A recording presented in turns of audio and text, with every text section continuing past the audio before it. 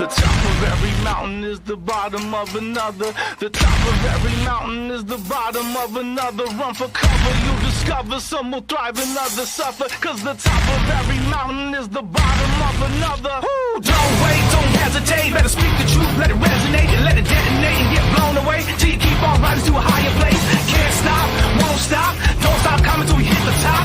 Gotta keep pushing till the day I make it. Since they won't give it to me, then I got to take it. The pain today is power tomorrow. Keep on coming, but you'll never catch me running. Cause I won't bow down. No matter what they say, I wouldn't do it any other way.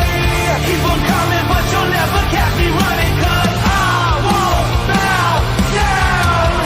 The top of every mountain is the bottom of another. The top of every mountain is the bottom of another. Not enough to keep us smothered. Lower class, never the upper. Cause the top of every mountain is the bottom of. Good evening, UN Spacey Wolf Squad. This is your Wolf Commander Wolftan. I'm a werewolf, and tonight we are talking about something that's been quite a marketable event at times, or venture in all kinds of medium. That is crossovers, where you take one concept and another concept and you cross it together, or at least two universes crossing together, or even unknown parties and cross them together. Yeah, that's right. We are talking about that kind of topic where it has met with some success, some failures, or it just was used as a gimmick. And frankly, in my opinion, it should stay the gimmick. I'm here with the Sixth Ranger, Dark Stranger. Good morning. Thank you for having me. We have the humblest of writers, Humble Marty. Hello, I'm Humble Marty and I rate things. And last but not least, we have the Hound of the South, Dominic Powell. Good evening, everyone. This is the Hound of the South, Dominic Powell, and welcome to tonight's episode of The Real Millennials. And so far, there is absolutely nobody in the chat. What, did you send out a notification that we're live? Yes, I did. They're just crossing over. Or maybe StreamYard's fine, or it's probably having a delay on the counter. I don't know. If anybody's in here, despite the fact it's showing 0, please shout out. Give us a holla. Yeah, sure. Yeah, sure. Let it all out. We can do without. Come Oh, I'm talking to you. Oh, come on. Shout. Oh, that's a classic from Tears for Fears. Maybe one day we'll have to just talk about music. But we'll have to go on Rumble to do that, like our good friend Ishii has done so far. Maybe we should cross over to Rumble come next year. Honestly, that's not a bad idea. I've already introduced Ishii to the, let's see, brain and pollution, energy, 10,000 drops of pure caffeine. You can't overthink if your heart stops. You gotta share that with us one day. So, crossovers. I can remember a lot, especially from a lot of shows, like, say, for instance,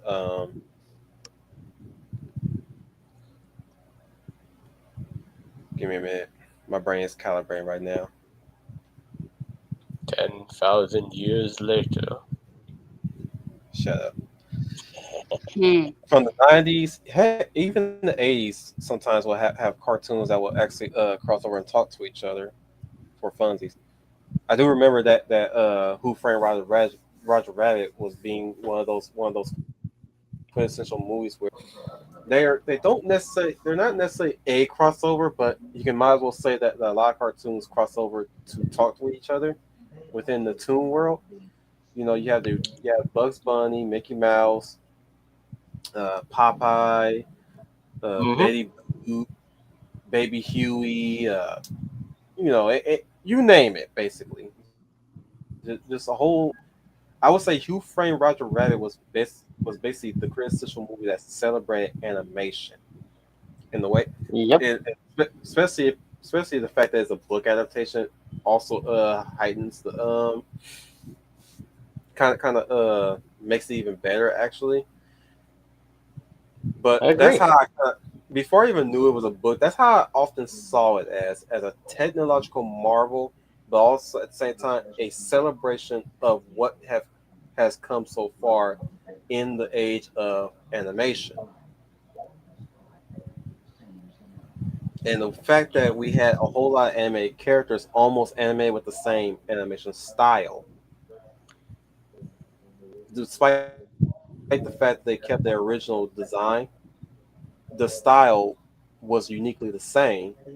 It just and the fact that the cartoons were unique design and unique animation already kind of helped with the new style that they used to move them about within the world, the real world. For example, you can actually see Betty Boop standing next to Bugs and Daffy and Mickey, and not stand out due to the fact that they were animated and drawn in the same style. But this is more of the technological achievement, but the crossover achievement, of course, is that it was two major studios, sharing the same, room. Essentially, Warner with Looney Tunes, Merry Melodies, and Disney with Mickey and everything else. Yeah. Yep. Oh man, when Eddie Valiant crossed into Toontown, you saw Merry Melodies just erupt onto the screen. Seeing a whole lot of characters that you would normally see in Merry Melody episodes, just having a good old time. I remember when I first watched Who Framed Roger Rabbit and that sequence happened, it put a huge smile to my face because the only Looney Tunes came from Merry Melodies. The other characters featured they haven't been seen for years until Who Framed Roger Rabbit happened. But when it came to crossovers, though, mostly it was always with studios that had the same rights or this characters. Like we go furthest back, Wolfman meets Dracula, the Frankenstein versus Dracula, that kind of stuff. Or Albert, it was all Universal, all in the same house. Yeah.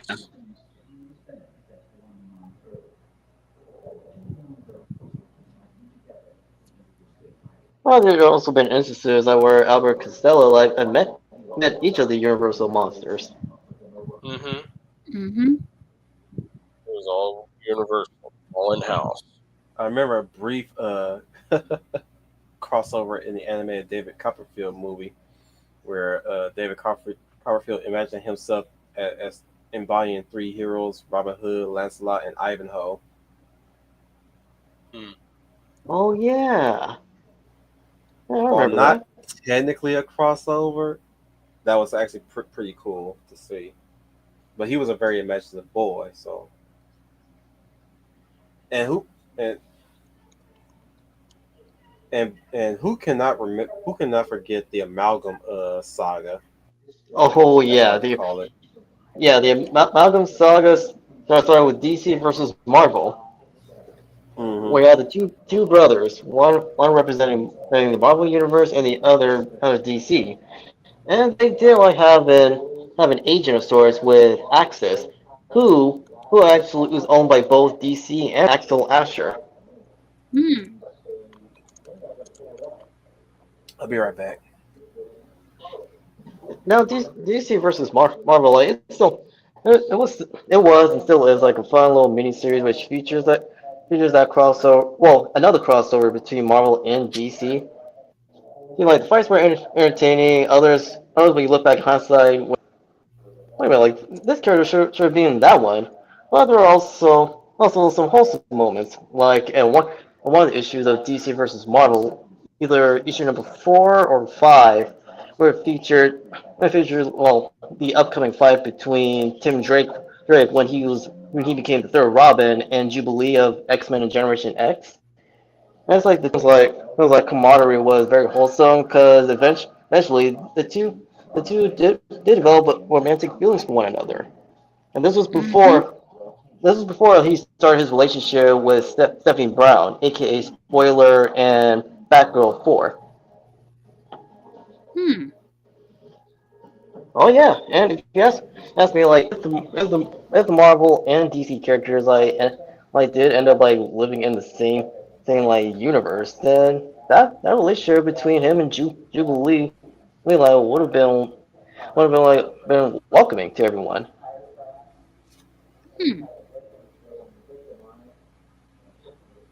Of course, as due to the events, because the brothers have pitted the Marvel and DC characters off one another towards the end, and they did create the Amalgam universe, which resulted in characters merging with one another. Oh. Yeah, so Darkclaw, who is a merger of Batman and Wolverine. Spider-Boy is a mixture of Superboy, Connor Kent with Spider-Man.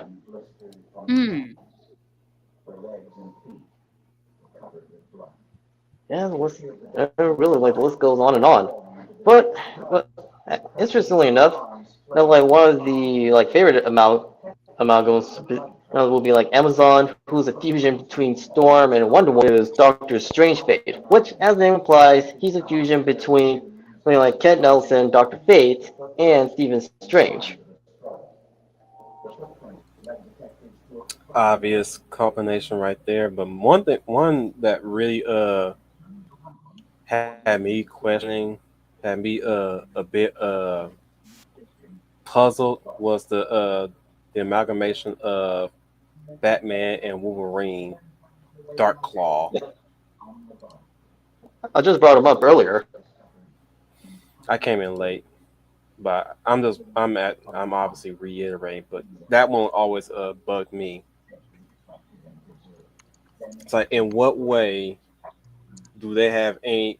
I tend to think that they were always combining the characters due to how similar, or at least how similar in values and heroism, Mm-hmm. So seeing Wolverine combined with Batman was kind of puzzling, because Batman has a no kill rule, whereas if allowed, when whoever writing is allowing him, Wolverine does kill when given a chance. It would have been funnier to have Captain America be fused with Batman. Well, he was fused with Superman as Super Soldier. Yep. So Boy Scout and Boy Scout for Boy Scoutception. Mm-hmm. I would say fuse him with Thor. Even though that would be funny. Batman's intimidating presence and Thor's penchant for dramatic speeches. Yeah. I don't know what kind of name I would give him if I ever combined him with Thor, but hey. Bat whore? I mean, no, it would have been something more along the lines of the Viking word for bat. Bati? No, I'm kidding. But yeah, it was the 90s and late 80s, so they'd probably think of something edgy like Night Hammer or something. Night Hammer sounds pretty badass. Yeah. The scariest one to put with would have been Loki. They didn't combine the villains, though. Aside from just the heroes. Okay. Well, the interesting combination was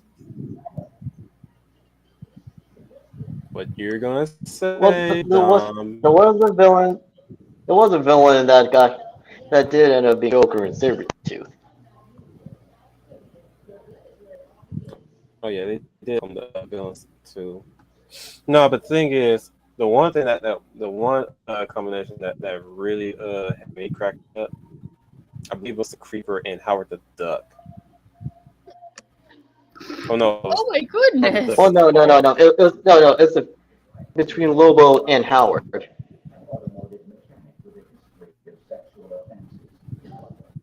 Is there a difference? Both they're combined together. Damn, why do I always gotta be semantic with it? Same difference. The best thing is that you don't know which one went to the other first.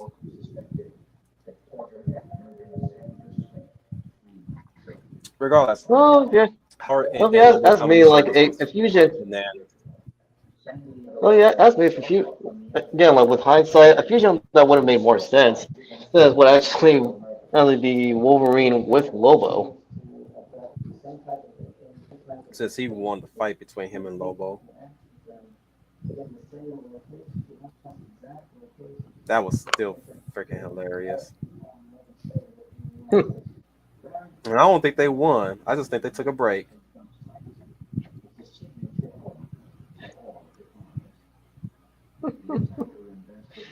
If yes, that's me. Like, I mean, not stand up, a standstill.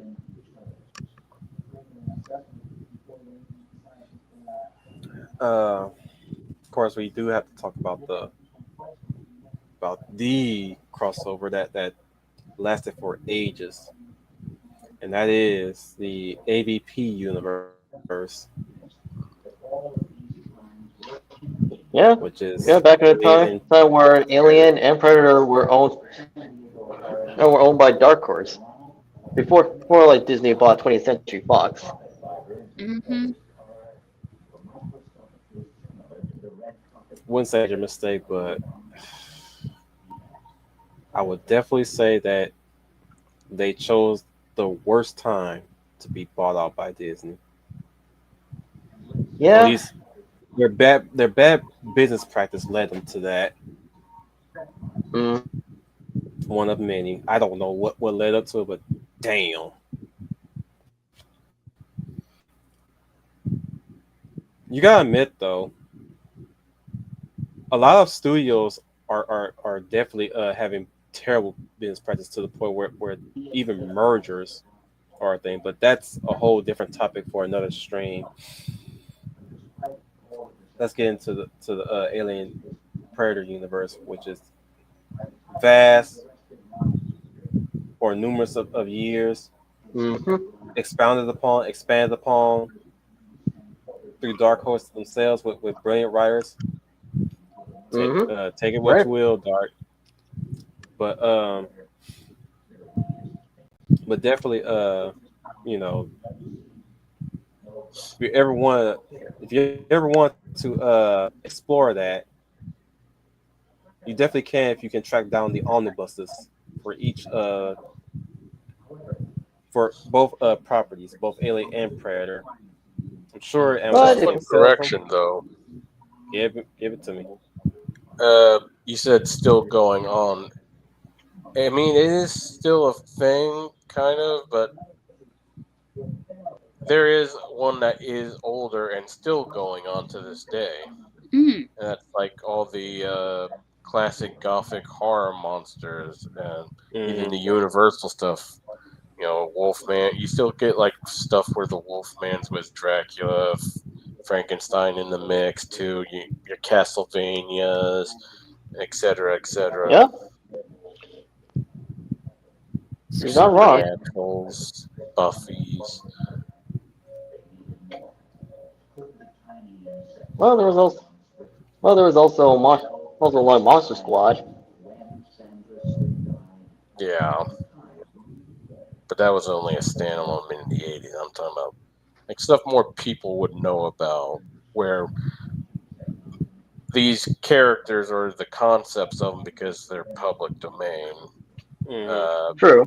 you are being reused and purposed for all these various stories where you got wolfmen and vampires and reanimated The mummy. corpses, undead, zombies, mummies, ghosts, ghouls, etc., etc. Fish people. By way of Gilman. Okay, Wikipedia, you don't need to keep adding. Well, since you brought up like Castlevania, like the creative people like involved in that series, like they did it to as an homage, like to the Universal monsters. Mm-hmm. Yeah, You get the I'm sure to gist, be like anyways. big quite a fan. But anyways, go on, Wolf. Talk about Alien for Predator. It's the fact that each of the stories tend to give us a fresh new take of both sides, like the red the red versus black alien story, or the story with the Xenos. Why I cannot words tonight? The Xenozip drug, or anything with church involved. Word is the word.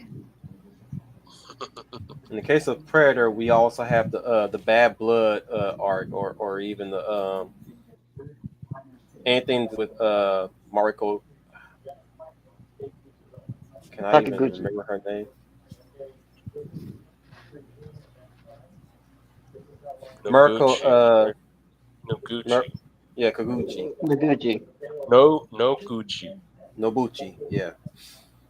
Anything with her involved, you got stories like that, and usually those tend to be the best, because that's when both of the alien species tend to converge with one another, and that's when we get some bloody fights. Of course, there was also the versus type of books, which is Alien versus Predator versus Terminator.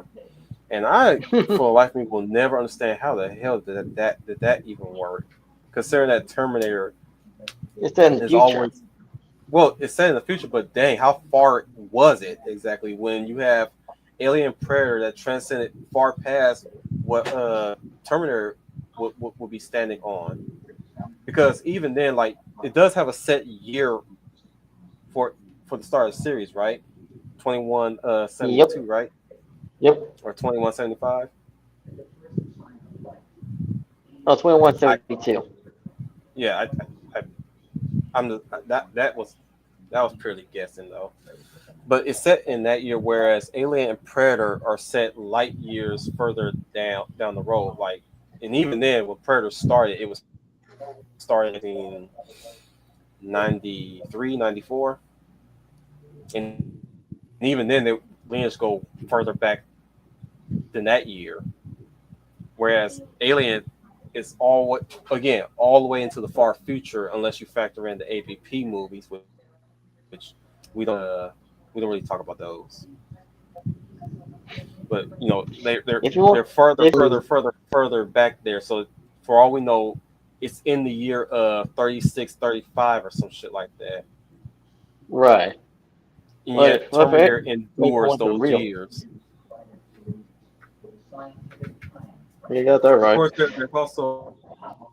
there's also well, since I'm bringing up the versus of books, I mean, we have to talk about RoboCop versus Terminator, or Judge Dredd versus Alien, Superman versus Alien, Batman versus Predator, Batman versus Alien, The JLA versus Predator.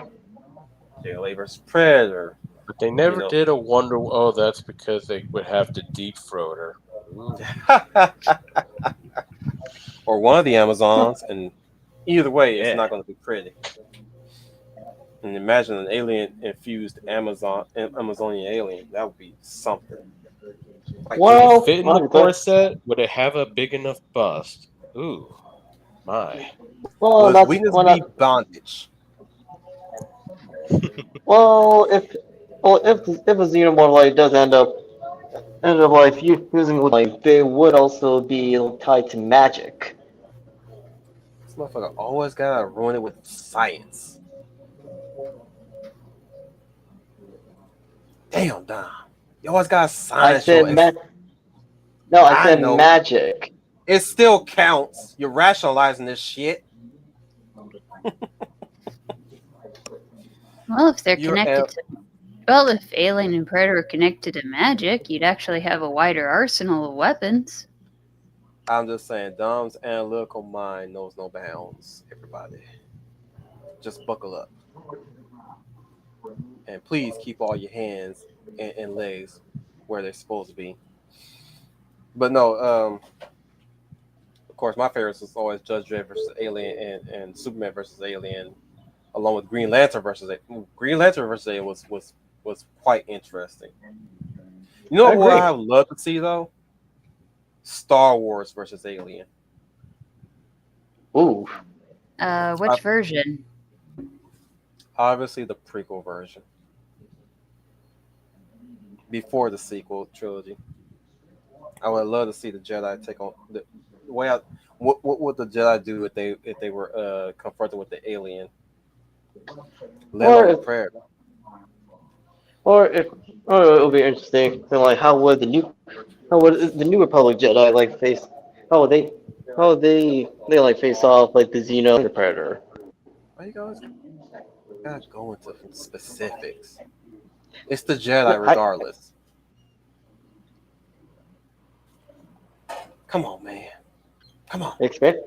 Or you could go to the Battlefront. Oh, not Battlefront. The Old Republic, and that way you got the Sith Empire and the Jedi of the Old Republic, and them having to deal with that. Dang it, Dark. Why you gotta encourage him? Because it makes you annoyed and it's fun when you have an outburst occasionally. The original expanded universe characters like would have handled like the Xenomorphs. Plus, that would make the story kind of work. Oh, they find this, and the Siths are like, yes, this is very evil and disgusting creatures. We must try and control it and impregnate all the Jedi with chest bursters. Honestly, that would be diabolical. Who's to say Sidious would not be involved in this? It could take place way further back. I didn't mean Sidious. I meant like the old Sith Empire. I'm just doing the old Sith voice. Okay. Yeah, that's Knowing what you're talking about, if man. they treat Alien like the wild animals they are, all they'd have to do is probably take a piece of the hive with the queen, stick it on one of their enemy's ship, and just let her go nuts. Predator would be easy because that would just be them against the Mandalorians all over again. Though the Predator will be finding ways to get around the Jedi sensing them. Obviously, they'll find ways to get around that indefinitely. People will say no. A certain someone will probably say no. They'll probably sense the Predator. Like, yeah, but for how long? And how stressed out would they be? Trigger the nerds. But my thing is, how stressed out would they be to deal with a creature like that? Mm-hmm. I wouldn't say he would go down fairly easy against the Jedi. And in a way, they kind of already tackled both of these to a degree with Star Wars when you go to the Clone Wars TV series, where the Geonosis aliens, they had like this parasite, and Ahsoka and some other Jedi having to deal with an entire ship full of them and trying to not die. And also Ahsoka, when it comes to the Predator, those lizard creatures hunting them on a preserve. Yeah. So technically, you did have that, but I'm just saying, be interesting for them to actually fight the actual Xenomorphs and Yautja when they were their original selves and not being watered down to their imitations. Yeah. Of course, we have to talk about video games now, and video games are quite interesting because you could do so much with crossovers in video games. Con Series, X-Men versus Street Fighter, SNK versus Capcom, Marvel versus Capcom. just said that. Mortal Kombat versus DC. Mortal Kombat versus DC. Tatsunoko versus Capcom. Super Smash Brothers. The quintessential crossover fighting game. Let's get Kingdom Hearts. Then again, would it be considered crossover? Consider they're all Nintendo property. Yeah, most of them. But again, let's not forget Kingdom Hearts, which is a crossover between Disney and the Final Fantasy series. Well, Square later on Square Enix. Since we're gonna play Yo game now. Anyways, yeah, Kingdom Hearts is definitely the at the time it was very the popular crossover game of the century, because at that time before Kingdom Hearts was even conceived of, we were already supplemented with the Marvel vs. Capcom, the Super Smash, all that stuff, and then Kingdom Hearts came up, and that's the rest is history. Mm-hmm. And of course, I wouldn't count these, but let's just put these in the margin of slightly. When you factor in guest characters in certain video games, you can almost say they're crossovers. Almost. I'm being very, very how would one say, critical when it comes to saying stuff like that. It's like we don't want to out skew it, you know, because let's keep it skewed.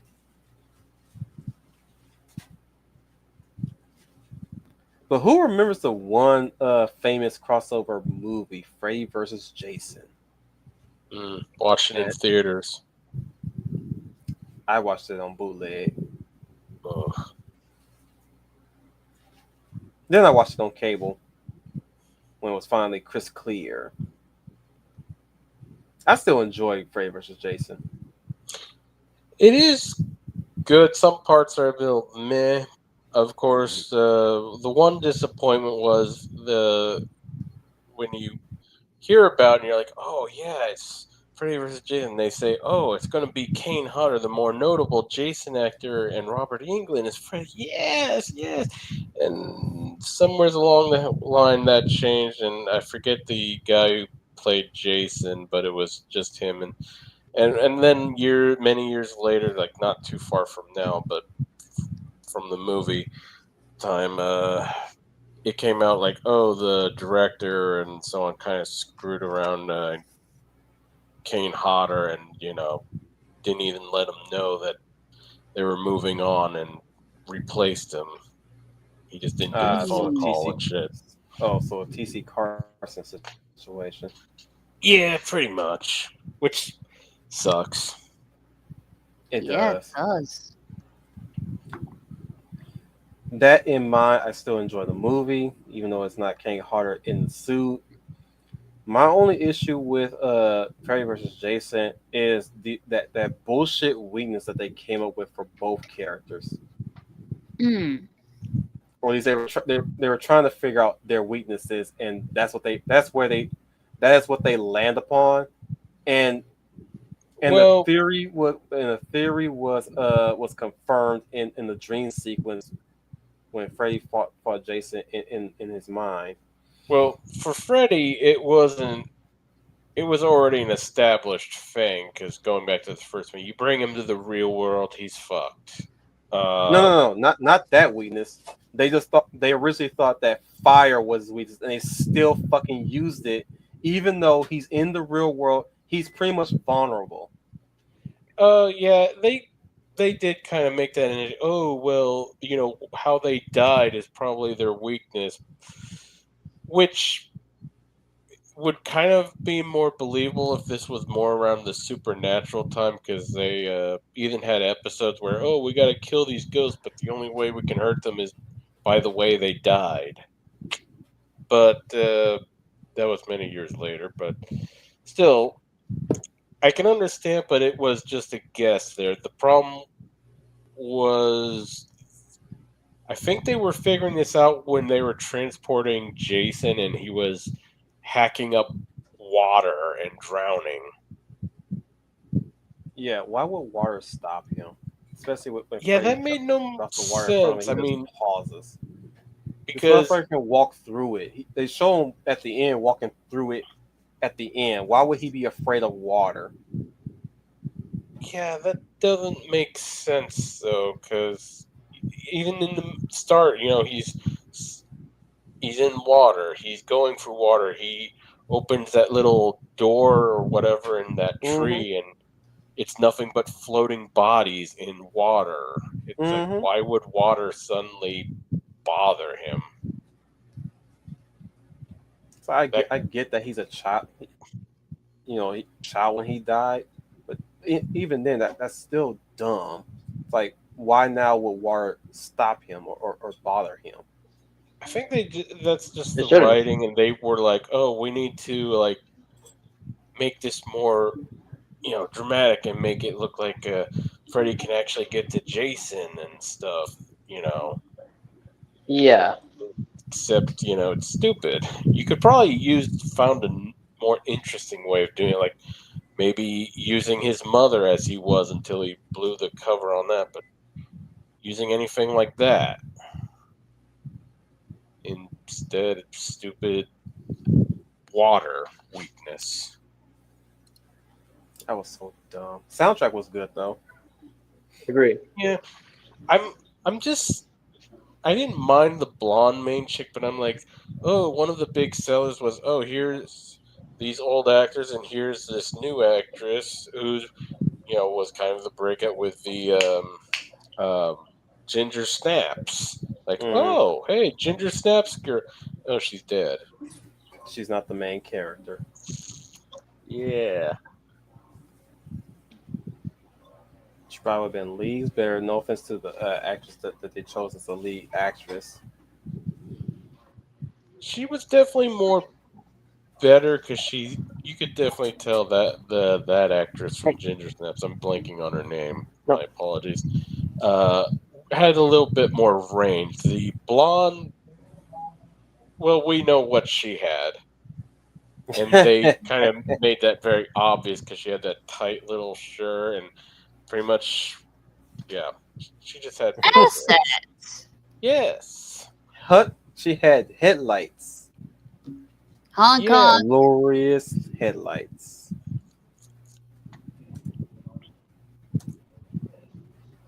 Ugh, Regardless, the tits don't I make would up say, for that final one-liner. Welcome to my world, bitch. Like, welcome to my world, bitch. As for the actress, what we're trying to recall, like Emily Perkins or Catherine Isabel. Catherine Isabel, the redhead. Her name is Jib.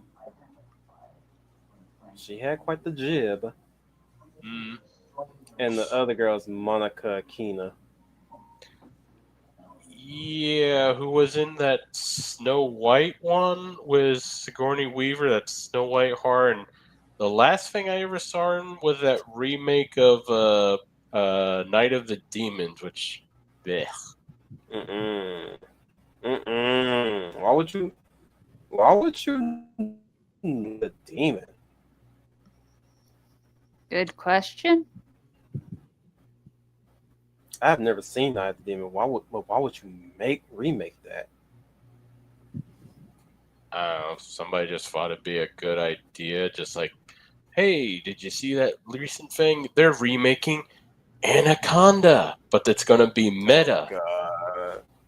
Money. I have decided. I'm gonna say this right now. I have decided that anything with Jack Black in it, no matter how good it is, I'm not watching it because that fucker had the nerves to say on stage, "Don't miss next time." Fuck that guy. Really? Fuck him. Nobody asked for Night of the Demons, and nobody asked for a remake for the first Anaconda movie. And I'm sad to learn when he said that after the fact of enjoying his performance as Bowser in the Mario movie. But now I know that he said that shit, I'm not watching the sequel. Again, don't care how good the sequel is. He's in it, not watching it. Kung Fu Panda 4, not watching it. Kung Fu Panda 5, not watching it either. Cause fuck Jack Black. But what if he gets eaten and dies horribly, like John Voight in the original? And kind of like he gets crushed, and you hear all his bones crack, and I his don't give eye a fuck pop because out. I gotta sit through damn near a half hour of this motherfucker fucking around before he dies. Yeah, It ain't quick you enough. know, That's the thankfully, problem there will be movie clips. for reals. But the thing is, it's like if I vehemently hate somebody who's in a movie, if they're not dying quick enough, yeah, I'm sorry, nope. But regardless, Monica Keena, not a good actress, just big tits. I mean, she did voice work for 6 episodes of Beavis and Butthead.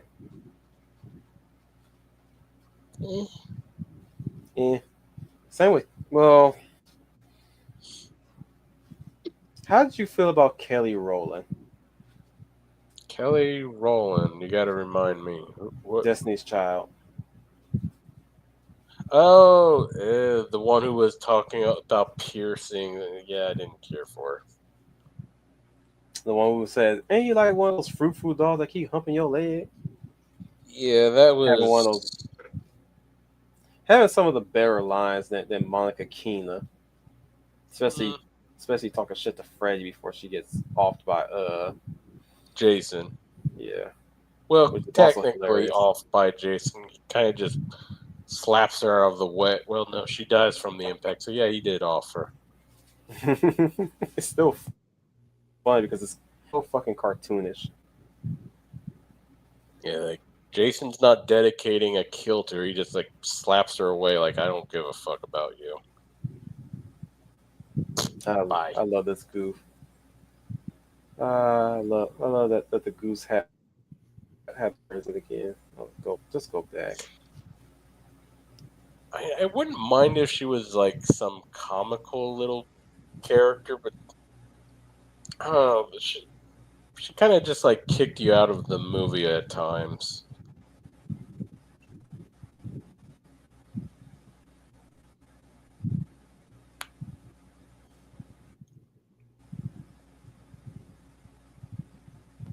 In this film, it's revealed that Jason has a deep fear of water. However, in both Friday the 13th, the final chapter, and Friday the 13th, the New Blood, he has no problem attacking characters from underwater. Yeah. And of course, great crossover episode, Hercules, the animated series, the one episode that linked. No, not that one. Hercules with Aladdin? Yes. Yep. Oh, the Disneys. Yeah. That was a great episode. I agree. What else? Also, like but yeah, we can count Hercules, Legendary Journeys, and Xena Warrior Princess, along with. Well, again, can we really call them crossovers? Kind of, maybe. Kind of. I mean, granted, Xena started out from Hercules. From Hercules. Technically, they're called shared universes. Or or sister shows. But they did kind of cross over. No, it's a shared universe. When Xena became more of its own property and had its own strings to it instead of just launching off from Hercules. And what season did she first show up before she had her show? Is that 1 or 2? I think it was season 2. It was season 2. Because you gotta remember, Lucy Lawless was multiple characters in the first season. Yeah. Before she became Xena. Well, also like Amazon in the Amazon special. Yep. The first movie. Yeah, she was younger then. She was almost childlike in that one. Mm-hmm. But Yeah, something caught my. Oh, I was gonna talk about right. Sentai. Sentai was definitely a big deal when it comes down to crossovers within the same universe, no less. But again, semantics, especially Well, Mighty also, Morphin Power Rangers. and those crossovers, like they serve in both Super Sense as a celebration of the respective series, as well as finishing off like lingering plot lines from the previous season. Mm-hmm. Including other seasons that were spun off from Mighty Morphin Power Rangers, like VR Troopers and Mask Rider. Though Mm-hmm. VR never crossed over into Power Rangers at all. Which, if you Beetleborgs ask for me, that matter as is a missed well. opportunity. Beetleborgs as well, though Beetleborgs costumes or Metal Heroes costumes were used for the Forever Red. I was building up to that, but thank you. Forever Red. However, there was one like Red Ranger missing, and that was Rocky.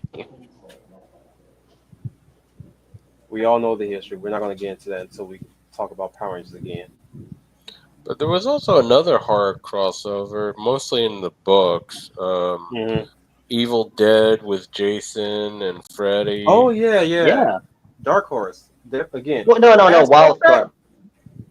No, as a matter of fact, Ash was crossed over with the other monsters in Dark Horse, like Alien Mhm. Predator versus Yeah. Ash, or RoboCop versus Terminator versus Ash. Well, he was pretty much around that time, like versus Deadpool, so to speak. Mm. But as for Freddy versus Jason versus Ash, that occurred for like in Wildstorm, and it Yeah. served as a sequel to Freddy versus Jason. Let's not forget that one of the planned endings of Freddy versus Jason was them going to hell again, but this time they meet Pinhead, Mm. Yep. which I oh my remember. oh my flipping god! Sorry, Pacelli. I would have loved to see that. Same here. And also, like for that, I'll say like for that crossover to happen, it would work best in animation. So that way, like the actors, they can voice their roles instead of playing the characters live. Well, the thing is, they could have still played them because they were fairly still like well seasoned around that time, but the movie didn't do well in the box office, and usually people tend to just lose interest or lose faith when they don't get the numbers that they deserve. When what they really could just do is just get the budget ready, if they can. That is.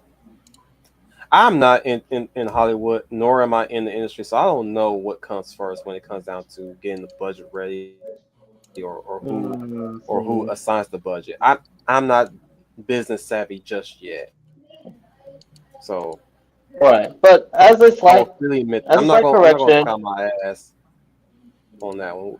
And what's the but correction? as a slight correction, especially like for Xena, like her first in season 1 of Hercules: The Legendary Journey. Right to tell in. Her I think her start of Heel was season 2, right? Season 2. Yes, season 2, which eventually led to her specific focuses her in her path to like atonement and redemption. Because the first season she leaves proclaiming that she'll get Hercules next time. I'll get you next time, Hercules waves a fist. I always love that when she declared that. I cracked us like as if it's gonna be any different, Xena. But you're welcome to try. That's not to say I did not like Xena. That's just to say that I did admire Xena in her tenacity and her commitment. because you gotta remember, Hercules can be bloody. Mm-hmm. He can be wounded, and he's just strong. But let's move on. I think there's really not much we can cover as far as crossover is concerned.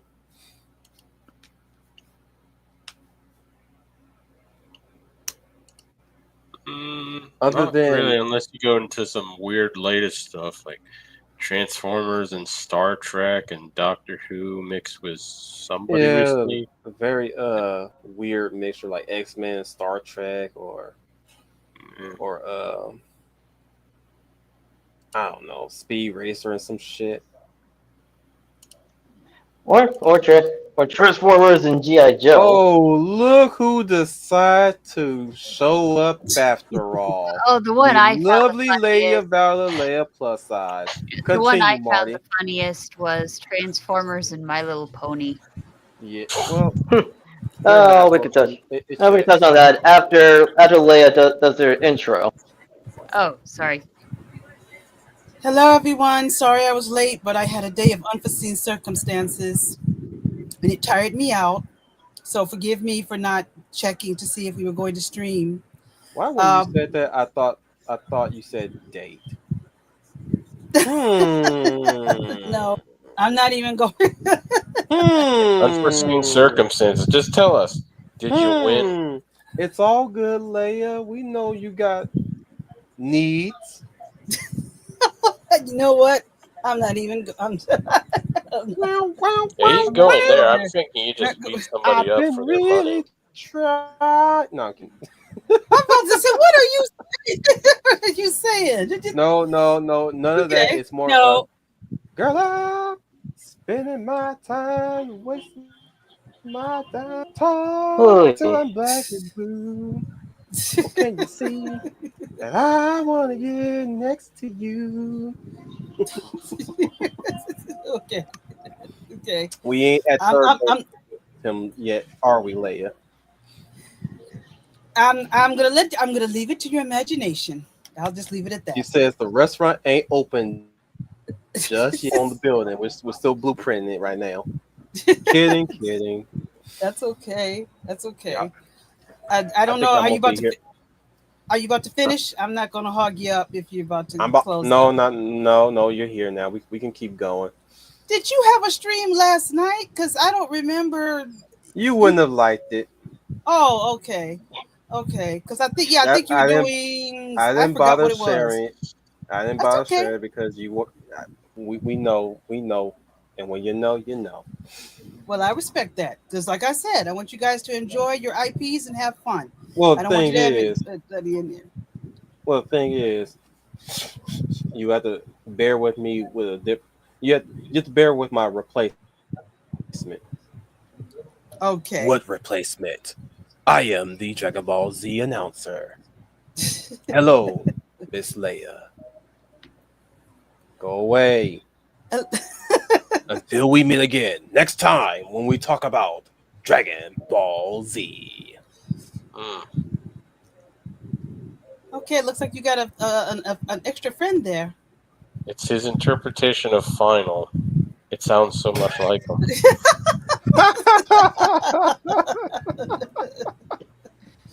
Wait, since when did Final have a deep voice? Oh God, I hope Final isn't listening. He's not here to defend himself. Yes, and he's not here to defend himself. So defend himself? Why would he? He should be laughing. Oh, okay, all right. I hear the boy has a sense of humor. Pretty sure that's not his sense of humor. Yeah, like I'm thinking like what even is his sense of humor? Oh my goodness. Yeah, just tear poor Final apart when he's not here, and when he comes here, oh my goodness. Well, he's got again.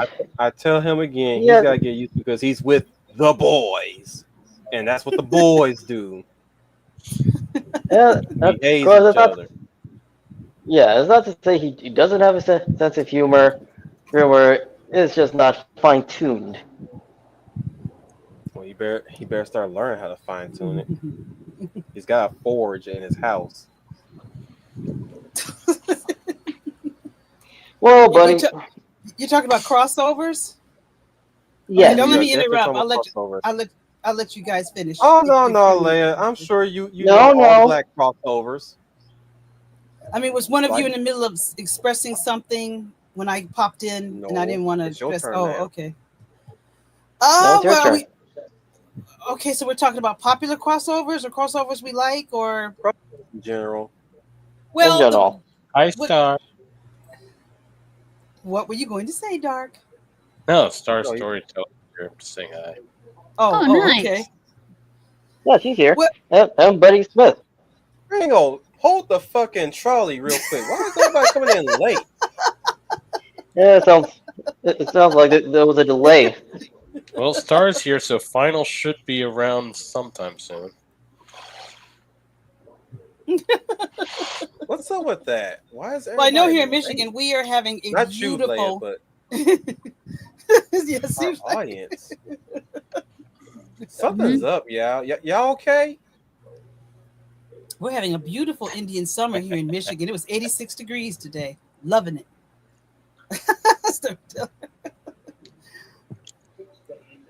I'm just saying that was weird how Final got super excited when Star showed up. I was like, interesting.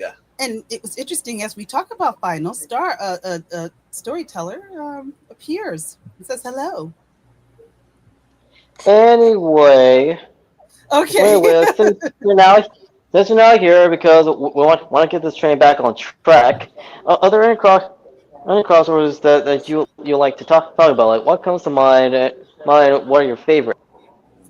Well, quickly, what comes to mind for crossovers, if I could think quickly, I think about when Hercules and Xena crossed over in their TV shows. Talked about that Okay. briefly. Oh, okay. Go I'll on, have Leia. to. Elaborate. I have to- Elaborate. Well, you've already talked about it. I just want to say. No. You elaborate. No. He's giving you the chance to elaborate on what made the crossover between like Hercules and Xena special. Because we talk about the same thing doesn't mean we didn't talk about it differly, or we Yeah, can't he talk wants about it your differently. fresh, whole soul food interpretation of it. Thresholds. Well, baked, Anyway, well cooked. Well, I liked both characters, and I liked when they appeared to when they came in to help each other. One particular episode, I can't think of the god's name right now, but it was Ares. well, I always love it when Ares show up. That's one of my as you know, that's one of my favorite Or characters maybe on the the show. Titan Prometheus. Yes, Prometheus. And it wasn't just Hercules and Xena, it was also Aeolus and Gabrielle. And I thought that was cute how Aeolus and Gabrielle were developing a little thing for each other. I wish they had Mhm. continued, but it didn't. So I kind of liked that. And I liked how Aeolus was wounded and Gabrielle had to comfort him. And I liked how when she was comforting him, she told him stories. Because that was what Gabrielle was so Right. very good at. And I can't remember the line word for word, but when he felt he got better, I liked what Aeolus told what was beautiful about Gabrielle. It wasn't just the physical. It was like her kindness, her empathy, she had there was a quality about her that made her beautiful. And I thought that was sweet because it's not always about the physical. There are other traits about yourself that make you a beautiful person. And I like that Aeolus was able to see that in Gabrielle, because that really was the beauty of Gabrielle that I think Xena saw also, that Gabrielle had this empathy, this empathy for others, this trait. Sometimes she had to remind Xena of humanity.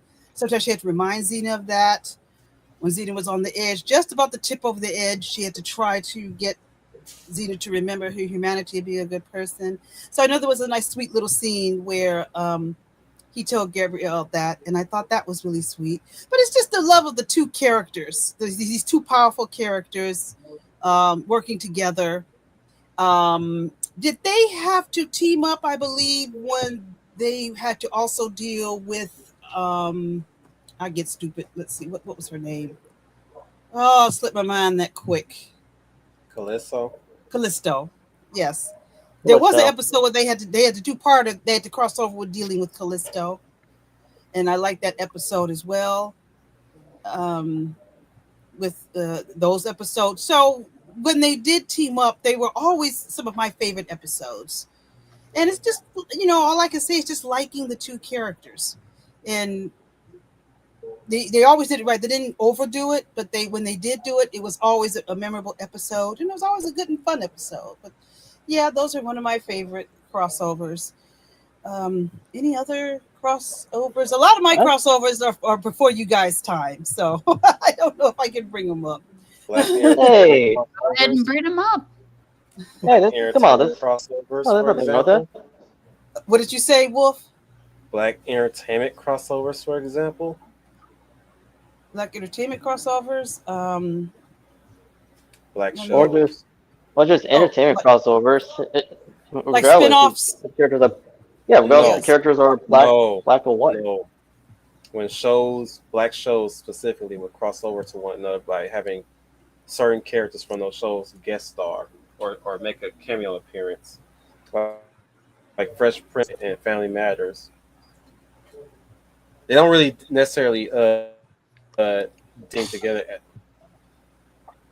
within the episode, but they will always have these brief appearances. Obviously those were fun. Yeah. It was always often meant to uplift other black content creators of their time, or at least the media entertainment. So you would have James Avery pop up on Family Matters, Uncle Phil, me, and Carl Winslow, or Carl Winslow showing up in The Fresh Prince, or their good times, or at least not really necessarily good times, but what was his name again? He showed up in Fresh Prince. John Amos, the one that played James Evans. Yeah, they're playing James Evans. Yeah, yep, he showed up on there. Yeah, those are also not Amos, but I was talking about not good times. The Jeffersons. Yes, yeah. Well, technically not Mr. Jefferson. It was definitely the actor who played Mr. Jefferson that showed up in The Fresh Prince. Both of them showed up in The Fresh Prince. They did make a cameo in The Fresh Prince. Mm-hmm. Not only George, but Wheezy showed up too. In some also, like, what? Go on. What is one thing like thing to mention is some people have forgotten that Family Matters is actually a spin-off because like Carl and Harry, like they appeared in a previous show before like they became the main characters for Family Matters. Perfect Strangers. Yeah. Mm-hmm. Strangers. Yeah, Buddy Smith, the Flintstones meet the Jetsons. That was fun. Man, well, as a kid, like back in elementary school, I was not only was my jaw dropped, but for the trailer for the Flintstones meet the Jetsons, it got me really excited to see two of my favorite cartoon families like meeting one another. Yeah, that was fun. And before that, there was a Scooby-Doo episode of Scooby-Doo and Josie and the Pussycats. And like they did meet the Addams family too. Yeah, those. There was a lot of universe breaking within Scooby-Doo all the time. Just having these larger than life characters just show up in their world was just amazing, especially with Scooby, not Scooby-Doo, but Where Are You? Batman. Mm-hmm. Yes, but it was in a particular show where it was a specific Scooby-Doo show when you had celebrity cameos. I forgot what it was called. It was Scooby. I know because it was one where each episode. I don't know if this is what you're talking about, but each episode they had a celebrity guest star. Scooby-Doo, where it's not Scooby-Doo movies. Yeah, Scooby-Doo movies. I think. Yeah, the Scooby movies. They had like they had the Addams Family, like Humble said, Batman and Robin. They teamed up with them. Scooby-Doo. Batman and Robin. Hey, Don Scooby! Knotts, Phil Where Stiller. are you? Yeah. Few movies. And Buddy Smith, I remember that episode of Step by Step where Urkel made an appearance. Well, he also appeared in I should not be. Real quick, we did talk about Who Framed Roger Rabbit earlier in this stream. Oh, that's well, the also- crossover done to perfection. But Oh, go yeah. ahead Well, also, Steve, he did show up in Full House too. Yes, he did. Yeah, I do remember an episode. And then the girls, the Olsen twins, did a cameo in I think Full House, and Hanging with Mr. Cooper had crossed over. Yes. Yeah. Luther. Yeah, because I like that. And of course, now as for crossovers that made today that actually turned out well, Star Storyteller brought up you when meeting with Sam and Dean Winchester of Supernatural. Is that when he was on did he do a Scooby-Doo episode? I think so. Is that what you're Oh, talking about? yeah. That's what I'm thinking. And if I'm not thinking right, let me know. But They Did did they- a film special. One of the supernatural characters hit on Daphne. That was Dean. And it wasn't. Yeah, it's called Scooby Natural. I hate Wait a minute. Scooby Doo movies that did stuff like that because I was never okay with the animation or let alone the art style. So when they did those movies, I was like, I'm passing. Then again, I stopped watching the Scooby Doo movies after the one when they meet real aliens. You talk about Alien Invaders.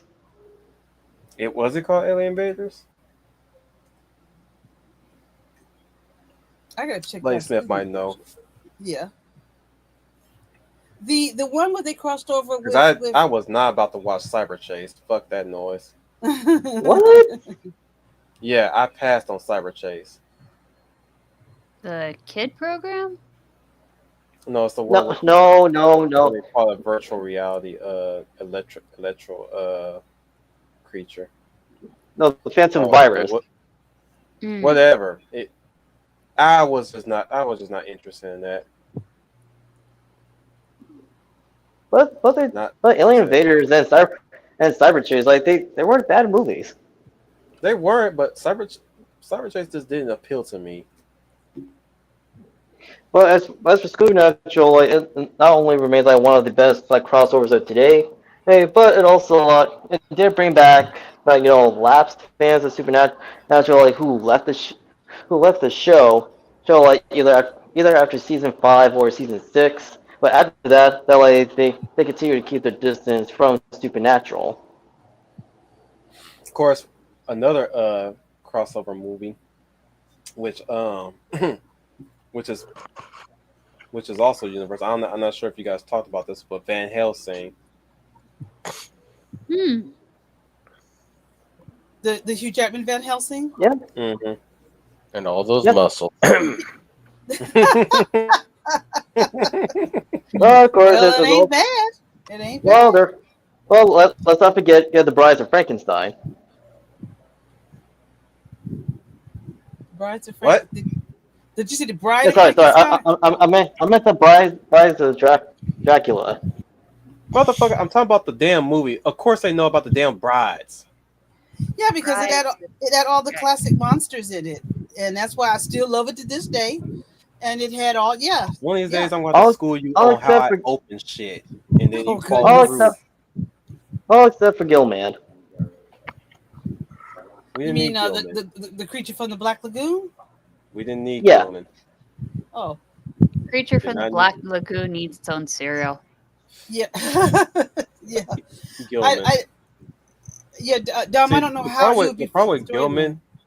The problem with Gilman is that Gilman barely has a place to fit within the realm of Dracula and Frankenstein, along with the Wolfman, because he's not really a malicious creature per se. He's not a monster that's with the only exception being Monster Squad.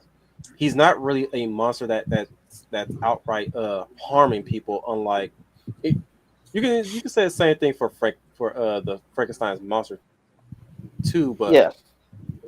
when it comes down to creatures, the big three like Frankenstein, Wolfman and Dracula, Gilman is a legit like ancient monster, often worshipped as a god.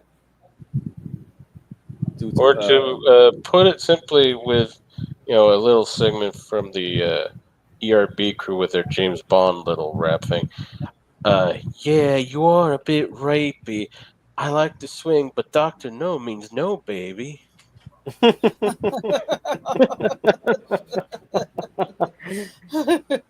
the Gill Man, essentially. Okay. And this was even put more further with Shape of Water. Thanks. I did not. But Smith, he's bringing up a little fun fact about the making of Van Helsing, because it turns out, see, like the Gillman, he was going to be in Van Helsing in the wet chamber, kept, yeah, and you can even find designs for him. And they swapped him for the one bride of Dracula. I didn't mind the brides in Van Helsing. I actually liked them. I liked the fact that they were sort of they were active. I liked them. I liked them. Yeah, I mean, tits or gills. Tits win. I'm sure.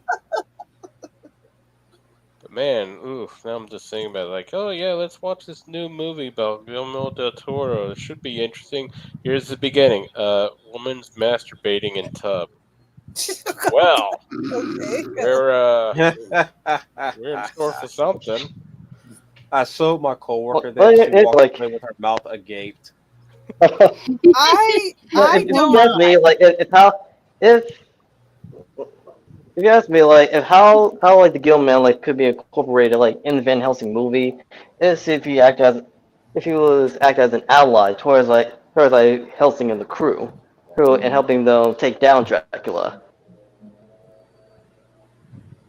Okay, okay, I can see it. I guess the Creature from the Black Lagoon is not on my list of favorite monsters, so maybe that's why I'm like I don't really miss him. And I'm sorry, everybody, I did not like The Shape of Water. I don't know how that movie won an Oscar. You're not the only one who feels that way. Especially when, especially like once like all the hype is over, they realize, well, with The Shape of Water, wow. That's what I said, Don. Yeah, that's what I said. I said it won an Oscar. And when it finally came to cable, I don't know. I guess I watched on HBO or something. I said, okay, this should be a good movie. I just don't think it should have won. I still enjoyed it. I just don't think it should have won Best Picture. Yeah, right. I agree. I agree. This was not. I was puzzled by that. I was like, wait a minute, it won Best Picture. I liked the movie, but I don't think. I'd rather Pan's Labyrinth win Best Picture because that's. I agree. Because Pan's Labyrinth is still his Mexican. Best. Hey, he's supposed to be Italian. No, he's Mexican. Storyteller is correct. He's Latino. Really? I couldn't really get into The Shape of Water because it reminded me of those romance stories where the sushi chef fell in love with the mermaid. Pretty much. And they made it this big, serious thing, and I'm like, yeah, I'm basically watching I'm just basically watching a sushi chef go vegan. At least, oh man, I mean, at least the pastiche of Gilman and the Night Stalker series, like he is one of the heroes. Yeah, you're right. I agree with you. I understood what it was trying to do. It just didn't work for me.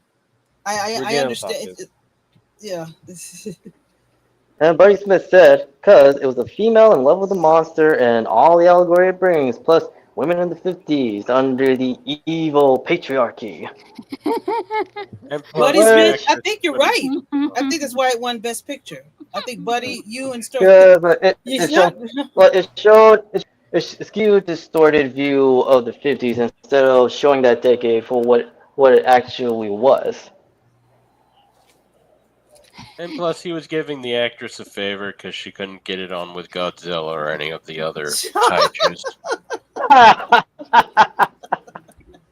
Or Paddington. That's a children's film. She fucked the bear? Oh, damn. I hope She not. really is French. Don't you dare touch Paddington. Don't ruin Paddington. Leave Paddington alone. He loves marmalade. Never Ooh. mess with I will kill somebody over Paddington. Wouldn't Well, Paddington these days- give a hard stare for that? He would. And I mean, Oh, we, he's do French not and we do know for which the patty bear. We she's let the whacking. bear do the hard stare. we will touch on Paddington Well, later oh, when we you wanna when we touch it discuss now? like Jeez, Dom. Seriously, why do you want to touch it? Oh, It's not good. appropriate. It's still a cub. It's still underage. Oh my lord. You walked right into that. Yeah, I know Yes. how you feel, Dom. It just, I know, Dom. It's just. all jokes aside, we'll touch on Paddington in a future episode of the Real Millennials. We talk about like adaptations to books. If you want to touch it, you go ahead. I ain't getting arrested for that. I ain't gonna have PETA on knocking on my door. No, Oh do my that. god. You have that evil. Mm-mm. Oh my lord. Oh my lord. I never thought Paddington's a children's story. I don't know how we got to pervert Paddington, but Pervert Paddington? the way Dom is talking, I thought this was a child story. I don't know what is Godzilla knockoff movie. Hey, just what can I do a woman in love with a Godzilla knockoff? Are we talking about the Canadian ordering book? No, there's actually a book called Bear where a woman does stuff with a poor bear. I'm trying completely, to completely, Yes. completely different. Yes, it is literally the meme. Completely Which different from the book, from the man or children's the book bear. series Paddington. Yeah. Again, completely different from the children's book series Paddington. And I believe it's actually a graphic novel telling a story about a woman falling in love with a bear. And my reaction was, who approved this? Hey, talking Really about puts in perspective- crossovers again. Here's a fun Really puts in crossover. perspective, Since I Go choose on. the bear. What were you saying, Dar? Because I was just saying, going a little back to crossover. Here's one you didn't bring up, Wolf, and you played this. You liked this. It had Cthulhu in it. Yeah. Doom, the Doom. Dark Ages. It's got a little Quake in it. Yeah. There you go. There's some Again, crossover. Quake- Yeah, for the gameplay. Yeah, for the gameplay wise, yeah. Yeah, you're right, Dark. Imagine if he went to Struggles. And there's some other crossover we didn't talk about, like when Cartoon Network had action cartoons. They had like Ben 10 mixed with that Generator Rex and the Generator Rex. Secret Saturdays. Mm-hmm. Yeah. And that was think it during was in Ben 10 the Omniverse. 2010s or maybe a little before when you had, probably around the early 2010s or right before, because that was the peak of them. When you had your sitcom animated shows meeting up, The Simpsons met up with Futurama and the Family Guy mixed with The Simpsons. Yeah. That did happen. The Family Guy with the Simpsons was funny. Admittedly, it was. Yeah, especially when, Oh, when Howie beat up the what's his name that kept beating up Bart. You know the Yeah. and Honestly, one of my favorite moments, like from that crossover between The Simpsons and Family Guy, was Meg like playing the saxophone like a pro. yeah, that was fun. So that was a good crossover. So she was immediately jealous. Like, oh, Meg's proficiency like with the instrument. Yeah. She could be so good. You thought they would be friends, but at least I actually got jealous about it. My favorite Simpson crossover was the Death Note one. Wow. Jeez. I was oh wow. They actually actually did that. And it was a full anime movie. Night Star, I'm sorry the bear scared you. They had to. Dom's got such a naughty mind, we can't help it. Don't forget the Critic and the Simpsons crossover. Well, yeah, that's true. And if I But remember from my the, buddies, my yeah, if buddies I Smith remember also from like the bring. Death Note one, they had to make each death be a different one because it turns out having everyone suffer via heart attack was too overpowered. Right. But my buddy Smith also brings up another oldie but goodie cross Dexter crossing over with Blue Falcon and Dynamite. Ooh. Wacky Racist is another one. Oh yeah, that was always fun. Mm-hmm. And They the pissed Lap off Nephew Olympics. Mob. Yeah, the Lap Olympics, which is essentially one big crossover or between The Hanna-Barberas. Right. Just anything Mhm. Hanna-Barbera related. Just they always roll Well, into it's- each other. Especially Tex Avery. hmm Mm-hmm.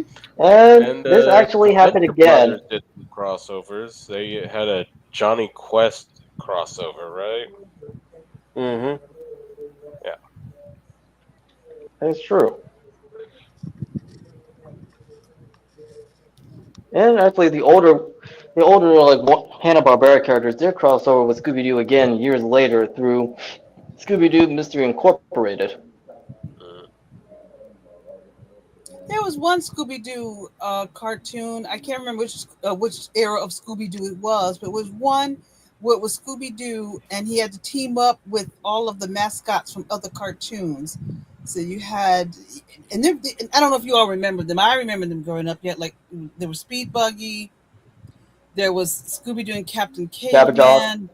Yeah, there was Jabba Jaws, and they had to team up and one very funny ghost from 1776. I think yeah. I like that character, and they all had to kind of team up, and I thought that was cute because they had to team up to solve the mystery. The Funky It Phantom. was You right, talk about the Funky Phantom. right, and they all had to team up to solve the mystery, and I thought that was great. Because it was Scooby-Doo and the sidekicks. So it was all the side characters that had to team up to solve the mystery, not the lead characters, but the side ones. That was funny. But one of my all-time favorite team-ups, and this is for some of you listening, probably before your time, but it's one of the greatest ones ever to team up. It was when the Bionic Man and Bionic Woman teamed up. And one of my favorite number one was they crossed over dealing with an episode with the Fembots. Now the Fembots. That's another good one. Did you remember that, Dom? You won't be because those Fembots scared me when I watched it. No, I remember watching that as a kid. Like even after like the shows like came to an end. Mm-hmm. Oh, it's one of my favorite ones. But when I was a kid, the Fembots scared me, especially when they took their masks off. You could see their robotic faces. There was some scary stuff as a kid. Those ladies looked scary when they took their masks off. And I imagine like it freaked a lot of kids out. Yeah, they freaked you out when they were a kid. But I loved it. It was a two-parter. It started on his the $6 Million Man show, and then the conclusion was on the Bionic Woman show. So I think that's one of my all-time favorite episodes and teams ups. And episode was called Kill Oscar. That was the name of the episode. And that's when the Fembots were introduced. Now the Fembots were rejected. John Hounsman was this inventor who was angry because his Fembots were rejected for bionics. So he wanted to get back at Oscar Goldman for rejecting his Fembots for bionics, which was Jamie and Steve.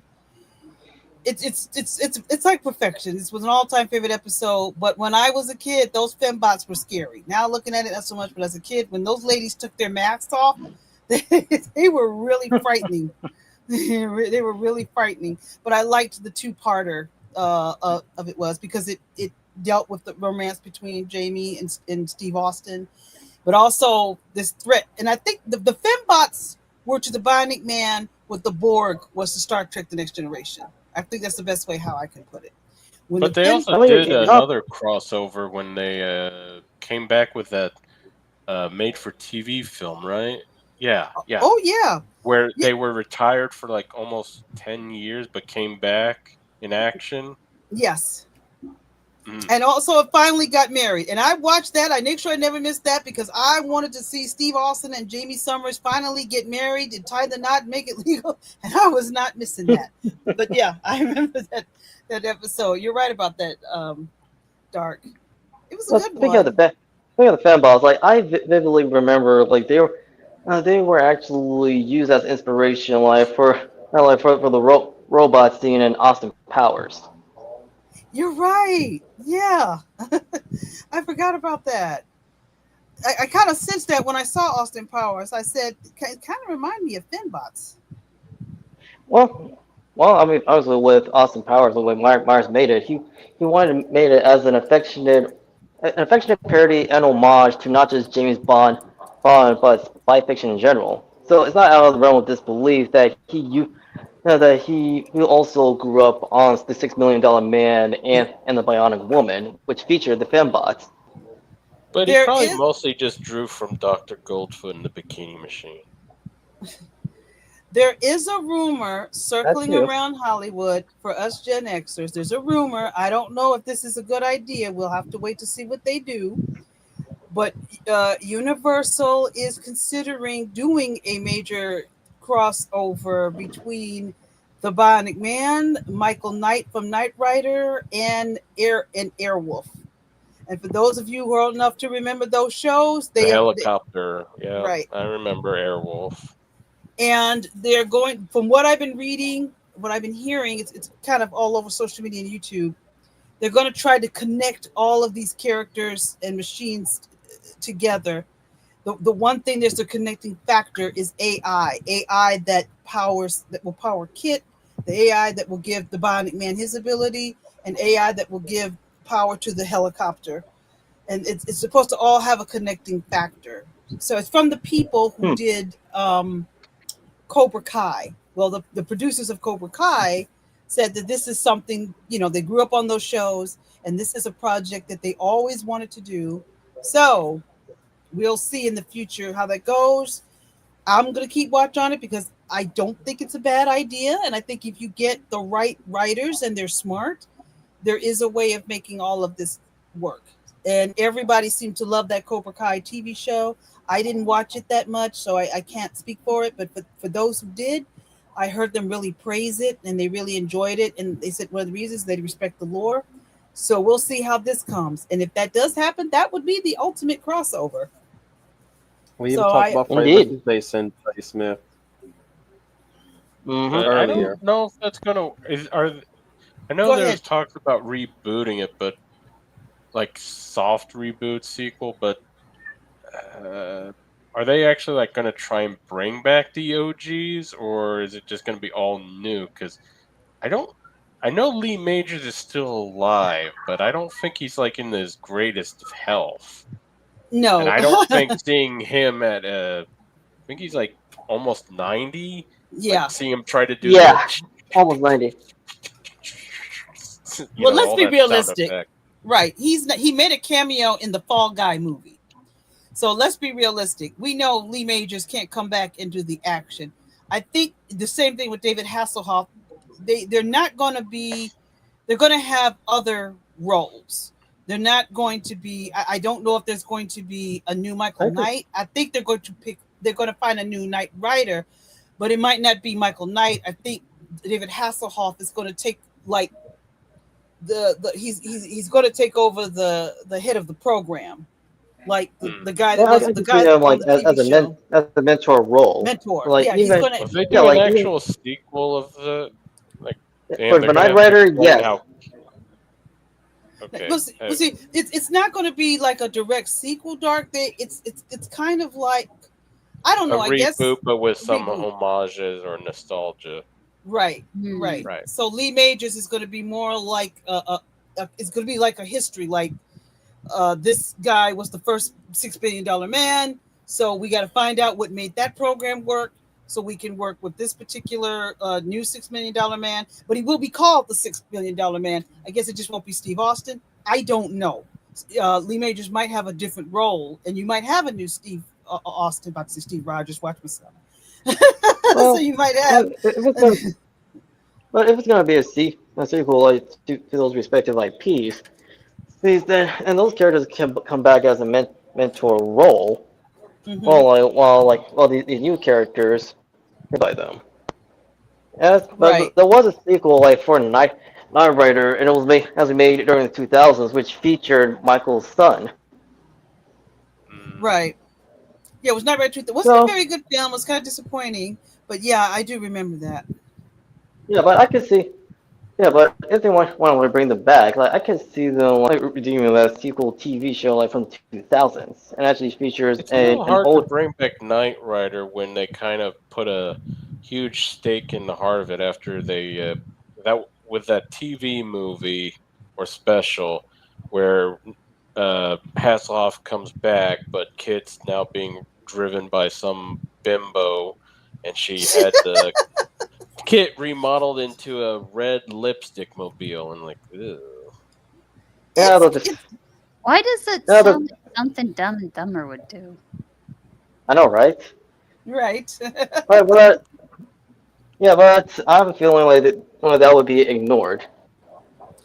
The concept is, for what I've been hearing, is AI. There's some special form of AI that is you're going to get the Kit that it's not going to be that dark. It's going to try to take it back to the Kit we know and love, but now this car is going to be powered by AI, and what powers Kit is going to be used to work on the $6 million man, and then whatever powers the $6 million man is going to be connected to the to Airwolf. But somehow all three of them are probably going to team up and fight this AI, because somehow it might go rogue or something.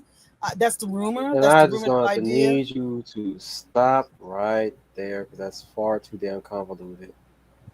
Well, that don't count me on that. That's just rumor. That may not be the plot. But they said no. This is what's the fact. AI is going to be involved in all three of these shows. Well, here's to the thing. try to connect those three characters. That's what I heard. But go ahead. Buck your seatbelts for what I'm about to say, and this is going to be a tirade. We're dipping into a huge influx of AI is now the storytelling tool. Okay. And later, in future movies to come, that's going to be all we're going to hear about a lot, especially in sci-fi. We're gone past the days of space exploration. Are we alone in the hell, we're almost nearly done with the multiverse talking points, or before that, parallel universe talking points. We're now dipping back. We're dipping hard into AI. We've talked about AI before, years prior, but we're gonna be jumping in real hard on it. Is the influx of AI versus jobs again, AI versus humanity again, AI what it means to be human. Well, actually, have to turn it on its head, and by having like AI like get us back by like two like space exploration and the like, because in works of old, like there have been to be AI that were like the good guys or big good. You know, it's kind of hard to think of AI as evil when everybody's just misusing it. Well, or I should say, just using it for the most benign things, like, "Hey, Google AI, how do I cook a steak?" Well, let me be clear. The AI being the villain is just a rumor. Don't bet on that with me saying that. That's just the rumor.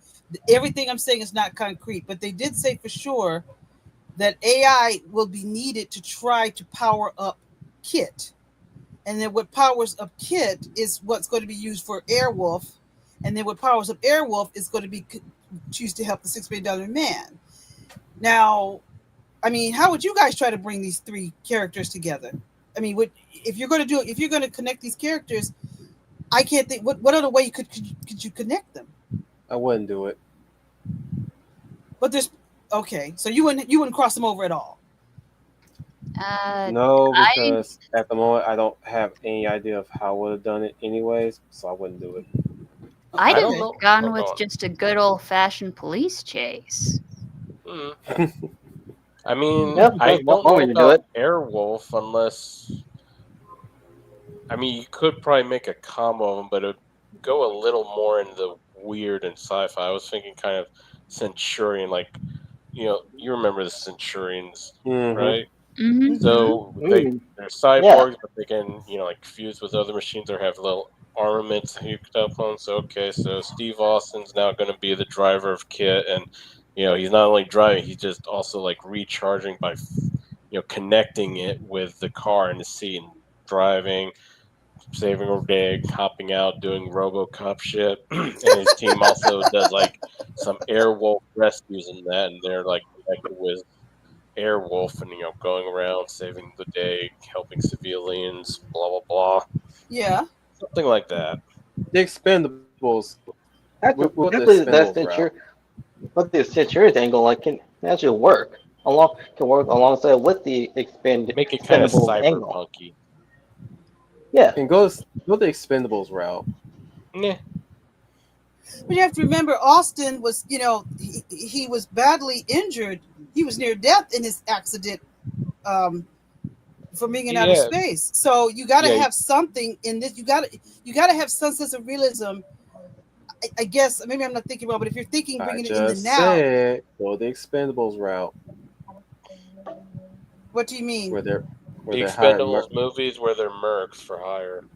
Okay, okay. But I'm saying how to isn't Steve Austin kind of part cyborg? Yeah, that's the whole thing. He's essentially a cyborg. Same with Jamie Summers, of course. Yeah. Forget how she became a cyborg as well. Like, oh, Steve Austin, he came crashing down after some issues in his rocket from space. Like, ooh, that's bad. Jamie Summers, she had a parachute accident.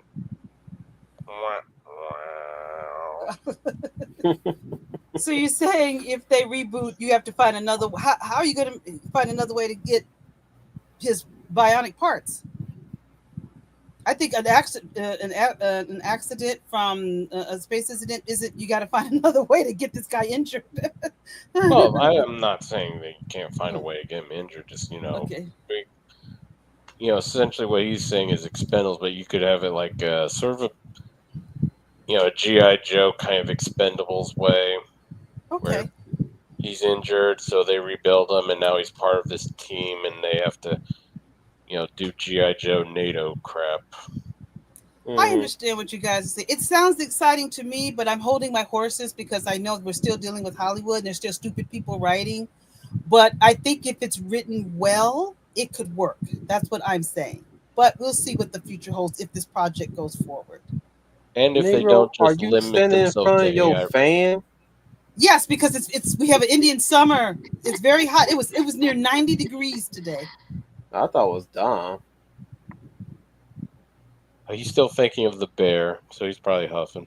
I didn't think it was. I wouldn't think. I'm not that close to it. But if it is, I'll turn it down. But it was hot today. We Michigan all this week we've been near 90. We've been near 90. It's hot right now. It's only imagine near 90. It was 86 degrees today here in Michigan. It's going to be 86 degrees today tomorrow.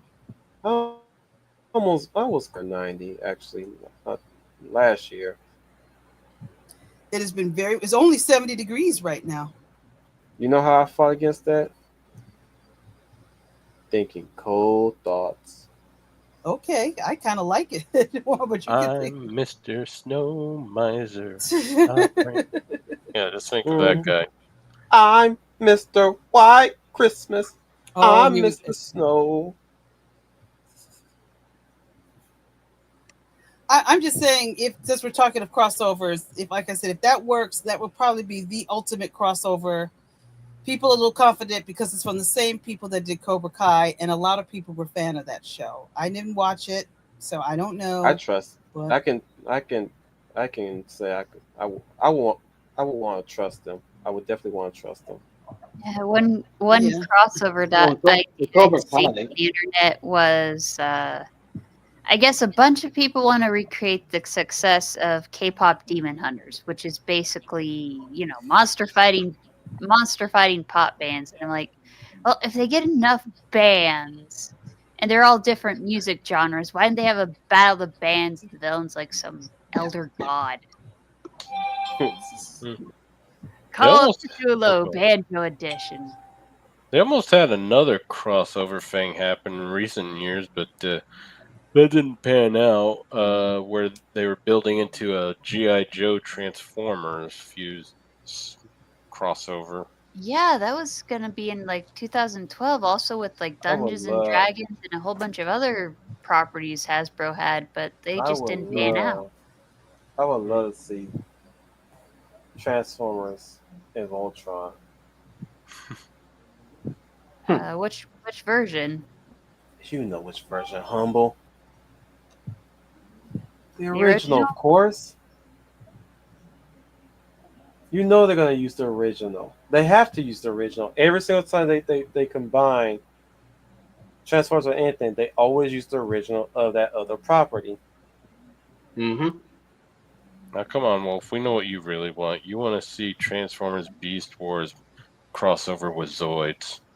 Oh hell yeah. Oh hell yeah. So I guess it'd be good enough time to wrap it up now, since we covered enough. hmm So I thank everybody for being here. Those three of you now. Earlier it was -0.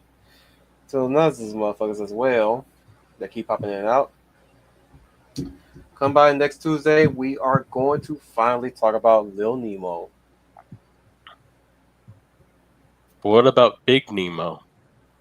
I better find a way to watch it. I haven't seen it in a long time. You don't need to find a way. I got you covered. Okay, it's not But one of is my it legal? favorite animes. It is also. But yeah, You guys we are are gonna hate definitely me going. for it. No, we're not. Sorry, but- No, we're not. Okay. I only watched it twice. Don't prejudge. So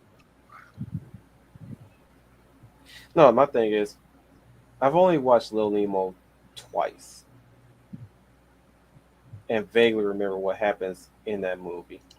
So rewatching it as an adult, it's going to be quite interesting. Considering how I felt about our previous animation spotlight, our previous two, that is, one of which was when y'all received it, it was heavily edited. And lucky for me, I found an upload that was the complete version. So if you guys go check out the Happily Ever After stream, you don't necessarily have to listen to us talk, but if you want to see Happily Ever After uncut, I have it in the description. Hopefully, the video is still there.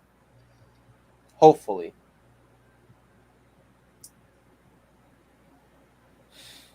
But we got some more stuff on the horizon. Dom has his own shtick. We're still going over his list right now, picking it twice. Are we doing anything in October? Of course, we're doing something in October. We're going to be talking about Bad Moon. One of my favorite werewolf movies, and many others, along with The Crow, the 1996 movie,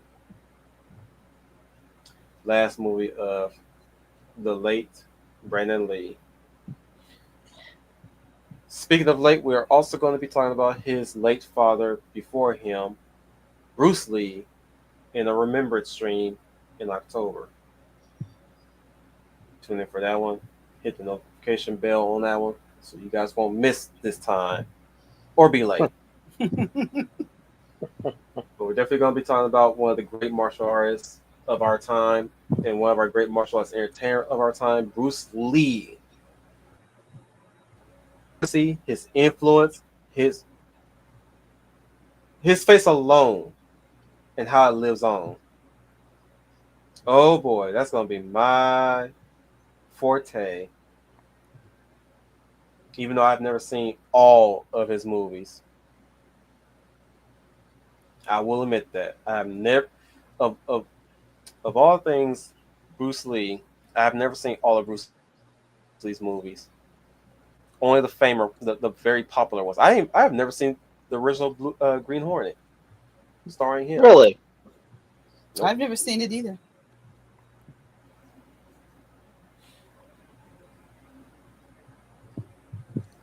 It's like that's why I say I'm more of a Jet Li fan because I have way more time with Jet Li than I did with Lee.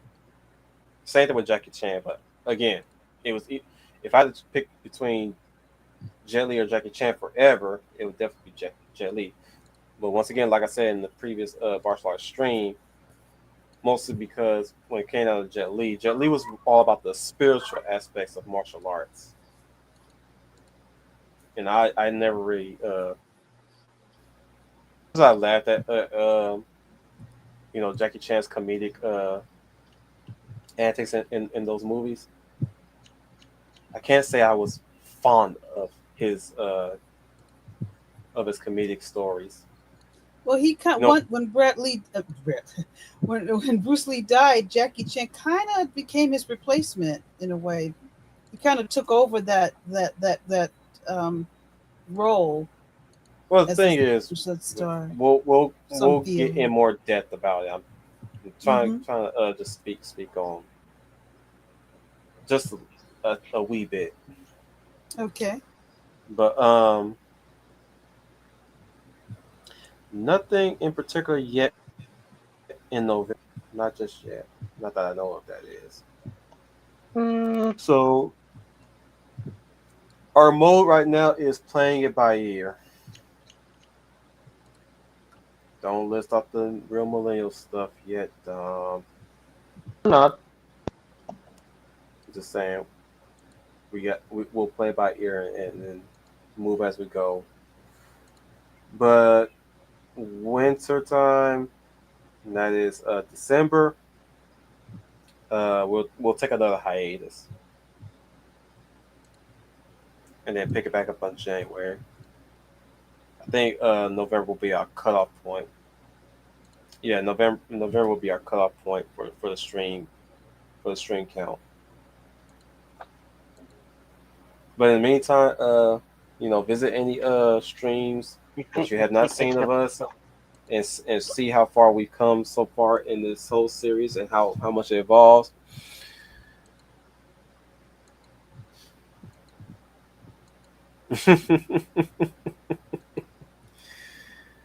Yeah, Liasu. Jackie Chan now chill with CCP. Sad thing is he old and lost his hair. If you want to write off Jackie Chan, it's not that hard, but definitely if you want to separate the art from artists, I mean, be my guest. He has a huge arc you can check out, and I can name some. Like, yeah, I may not be a big fan of his, but I can name on hand all the movies I've seen him in, even the ones I absolutely hated with him in it. Starting with Shanghai. Yes, aghast. I don't like Shanghai Noon or Nights. I didn't like it either. Oh, I'm not alone. That's a surprise. Mm-mm. But no, didn't like the medallion. Didn't like sure shit did not like the tuxedo. But like I said, these days I'll probably resurrect that talking point in a chill stream. But anything else from Jet Li, I'll eat that shit up in a heartbeat. Anything else from Chow Yun-fat, I eat that shit up too. Chow Yun-fat, my boy. Too, he my boy too. But yeah, so I'm trying to lighten the mood because we're definitely in a tumultuous time of this year, of this century. I know we're still recovering from the recent tragedy that has occurred.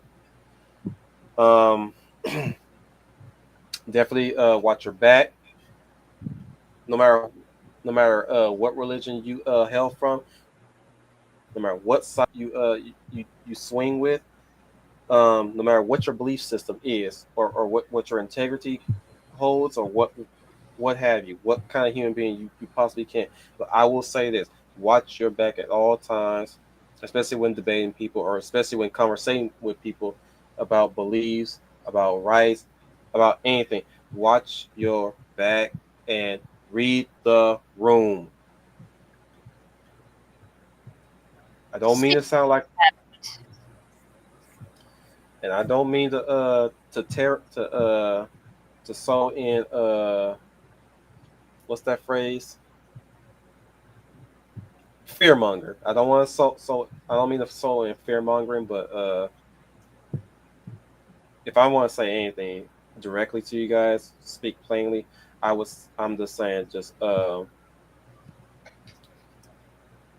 read your surroundings, read the room, watch your backs, watch how people act, watch how people behave, especially if even if you're not out there to conversate or even debate.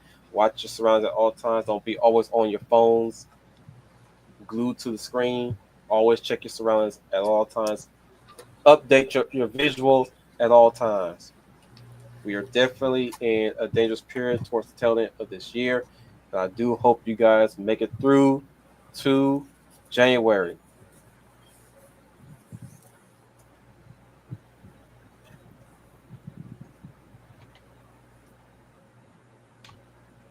Sorry, I don't mean for dead air, but my mind has been Oh no, you finish. my mind has been heavy. Very It's heavy like of in late. turmoil. Tortured, tormented. Hellraiser. Pinhead. We have such sights to show you. California. A huge ass limit configuration. Shit. I'm at that point where I just might just grab fucker and tell him my pleasure. Like, well, fuck. If I have to be in between pain and pleasure, it'd be better than being in this motherfucker. Fuck it. Give it to me, Pinhead. Give it to me all. All the sites you want to sew on to me. I don't give a damn if you sew a penis on my back. At this point, I don't give a damn if you turn my whole face into a TV.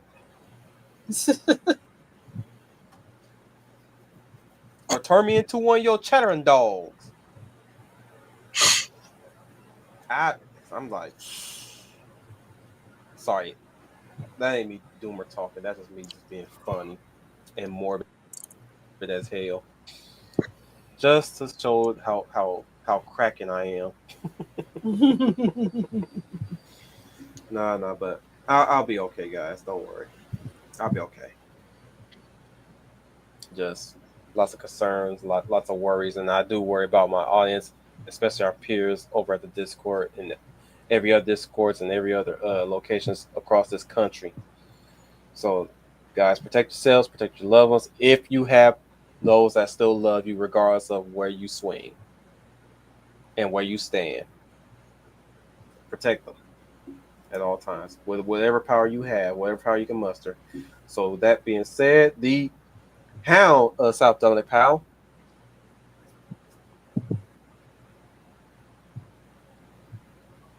He's muted. He's thinking of the bear. Oh the my God. Negro of the South, Dominic Powell. And right now he's just looking up the Hound of the Paddington South. pic. Oh, I want to touch that. Oh, Like a Charmin bear. he just begun. Continue, Don. Besides like the ravings of our resident Sixth Ranger and Snarker, enjoy tonight's episode of The Real Millennials. Make sure you stay tuned for more of our Thursday series as well as from Animation Spotlight. Like Wolf said, watch your bags, protect your loved ones, your friends, and even your acquaintances. Just keep your head up and know how to defend yourself and others. Until the South, Dominic Powell signing off. And remember, keep up the good fight and maintain hope, idealism, and optimism alive in the world. Because remember, cynicism and nihilism are for losers. Because really, Charlie would want us to be together. The humblest of writers, Humble Marty. Hello, I'm Humble Marty, and I write things. Thank you for coming to our crossover discussion today, and hope everyone has a nice day. The lovely Leia Valsize. Hello, everyone. This is Leia Plus Size, your lovely Lady of Valor, and thank you for joining us in the discussion about our favorite crossovers. If you have your own personal favorite crossovers over any media, please leave it in the comments below. I am sure Wolf will very much appreciate that. We would love to hear from you guys, and also like and share this stream with others. We would like to get more people to join Wolf Stream as we possibly can. And until then, I would like to wish everyone a blessed weekend and rest in peace, Robert Redford. Yes, we lost a great man as well recently. Yes. The Sixth Ranger, Dark Stranger. Good morning again, and thank you for having me. And don't touch bears. Don't fuck them. Oh, God. Anything with them. Ladies, stop choosing the bear. The bear cannot be reasoned with. He don't know sleep. He does not quit. He will not stop until you are food and shit. Oh, God. A bear cannot be reasoned with. I'm sorry. You guys are delusional. Y'all just think y'all can have a bear for a pet and you can stick it on every man. You know what? I'm gonna stop right there. This is your Wolf Commander Wolf Tam. Remind you guys once again. You are the UN Spacey. Welcome to the Wolf Fleet.